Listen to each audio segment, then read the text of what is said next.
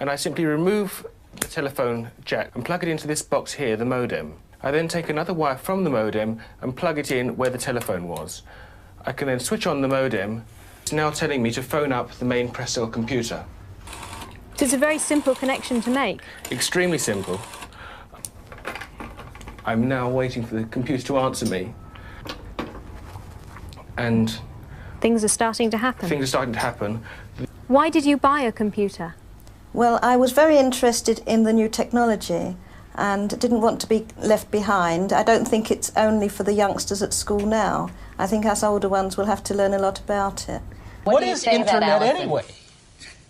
Internet is that massive computer network, the one that's becoming really big now. What do you mean? That's big. How does one? What do you write to it like mail? No, a lot of people use it and communicate. I guess they can communicate with NBC writers and producers. Allison, can you explain what Internet is? The world is in financial disarray. Currencies failing, economies in wild flux, jobs being lost. But what if you could build an entirely new economy, one specifically designed for the digital realm? Well, that is the dream behind Bitcoin. Bitcoin, for those of you who don't know, is an electronic online currency that was created in 2009. It was made by someone who did it under the pseudonym Satoshi Nakamoto. Like any economy, you don't want too much too fast because then the value of your currency drops, or so slow that your economy grounds to a halt. It's designed to be a self-stabilising economy. Whether it actually is that way though, well, that is a little bit more complicated. Because some people have said, hey, Bitcoin is the answer to those problems. Are you a believer? Well, Bitcoin is exciting because it shows how cheap it can be. Bitcoin is better than currency in that you don't have to be physically in the same place. And, of course, for large transactions, currency can get pretty inconvenient. And what is Bitcoin? Bitcoin is a currency on the internet. I sent 100 euros worth of Bitcoin from here in Tokyo directly to you guys through this camera, through the network, through the TV, right into your home. If I had tried to do that, send you the money with a traditional bank, it would have taken several days and probably cost 30 euros. I just did it right now with Bitcoin instantly, basically for free, and didn't have to ask anybody for permission. I didn't need a bank, I didn't need a government, I didn't need anybody. I just needed myself and you and our smartphones to do it. That's the power of Bitcoin. Wall Street is fraud, America is fraud, the world is fraud, banks are fraud, central banks are fraud. We live in an era of fraud. It's all based on fraud, and they get a percentage of the fraud. That's the business model. To suggest that there is any moral or ethical aspect to anything that's going on now is to be completely naive about the fact that we live in an era dominated by financial terrorists,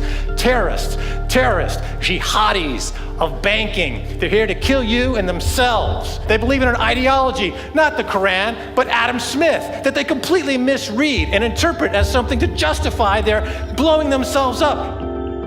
Janet Yellen's a terrorist! Mario Draghi's a terrorist! The Central Bank of Japan is a terrorist! These are the real terrorists! Funds received. This community is switching to what they think is a better monetary system. A system in which banks are no longer needed because payments could be made directly from one person to another. Bitcoin is fundamentally different because in Bitcoin, you don't owe anyone anything and no one owes you anything. It is not a system based on that. It is a system based on ownership. And no one can censor it, no one can seize it, no one can freeze it. It's November the 2nd, 2008, just 6 weeks after the Lehman Brothers collapse. And all over the world, there are panicked debates about how to save the banks. Then, on a little visited web forum for cryptographers, a document appears in which a completely new monetary system is proposed. The visionary author calls himself Satoshi Nakamoto. These were the darkest days of the financial crisis.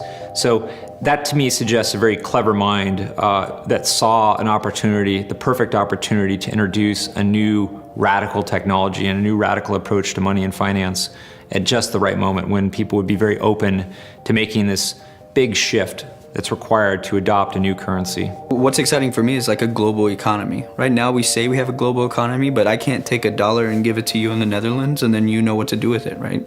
You would have to go and change it to your native currency. And when you kind of eliminate that step, and I can just send you one form of payment and you can send me a product in a matter of seconds, that starts to change things from a global perspective. How could this digital coin invented by this Satoshi Nakamoto become hundreds of times more valuable than the dollar?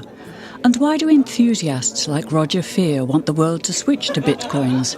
I'm giving every single person here 1,000 yen worth of bitcoins, which is like $8 and something cents. Back in the early days, you know, I'd get phone calls from my buddies. Oh, hey man, I lost 10,000 bitcoins because my computer blew up, right? Back then, one bitcoin was less than a penny, right? So nobody cared. They lost $10. I don't care, right? And now 10,000 bitcoins, that's $5 million. That's a big deal, right?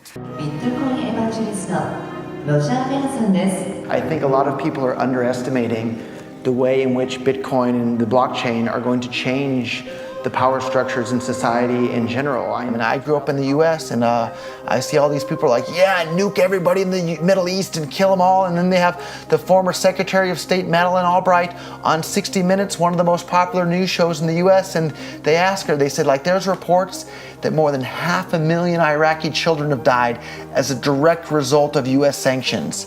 And she looks back at her with a straight face and she goes, it was a really tough decision, but I think that it was worth it. Worth murdering 500,000 kids because of what the government did? And I apologize for crying, but it just disgusts me from my core when I see government people murdering people around the world.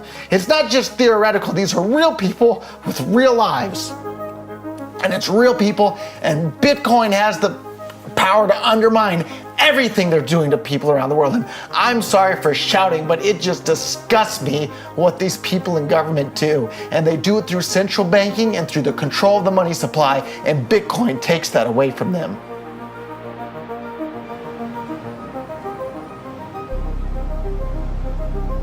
You can buy Bitcoin at the Shell station. Check it out. Good. Got $2. Hit finish. Oh.